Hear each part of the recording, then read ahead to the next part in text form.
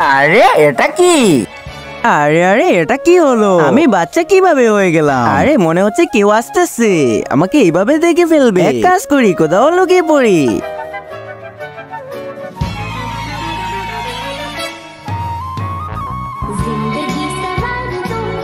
আরে আরে আমি এখন কি করব যদি ওরা আমাকে দেখে ফেলে?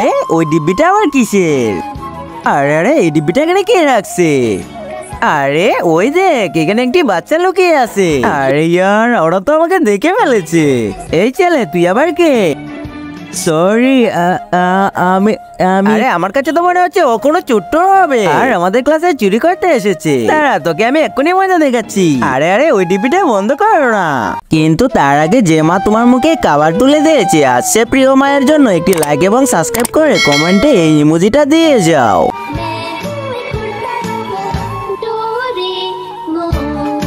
হ্যাঁ রাজু, তুই? আরে রাজু।